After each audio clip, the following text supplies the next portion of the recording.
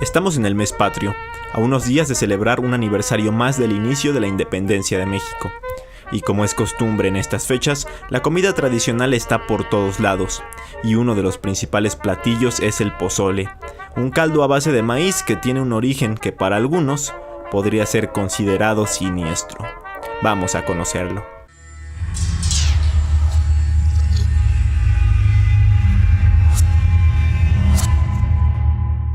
Todos los mexicanos conocemos y hemos comido el pozole, una deliciosa comida típica preparada con granos de maíz cacahuacintle, caldo, carne de cerdo o pollo, chiles, lechuga y rábanos, entre otros ingredientes. Este platillo tiene antecedentes prehispánicos, era conocido por los mexicas como pozoli, del náhuatl que significa hervido o espuma, y se consumía en algunas fiestas y rituales dedicados a Xicotopec, conocido como Nuestro Señor degollado.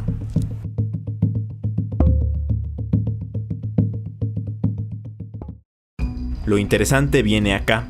Fray Bernardino de Sahagún relata en la Historia General de las Cosas de la Nueva España que durante dichas ceremonias se hacían sacrificios humanos y el condenado, después de su muerte, era desollado y desmembrado para su consumo, utilizando su carne en el platillo que hoy conocemos como pozole.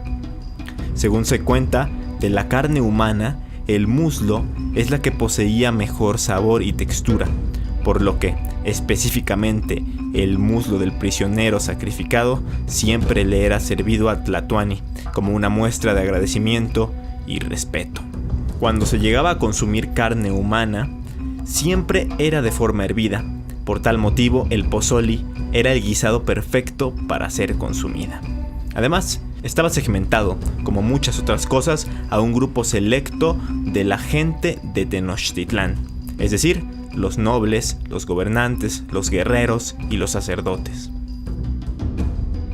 A los españoles les pareció una aberración esta antropofagia ritual que se practicaba entre los antiguos habitantes del Valle de México, así como la mayoría de las costumbres que tenían.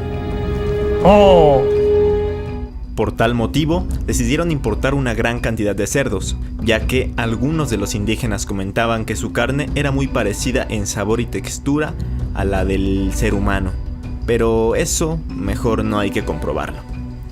Sin embargo, me parece sumamente importante destacar y aclarar que entre los mexicas existía la ya mencionada antropofagia ritual.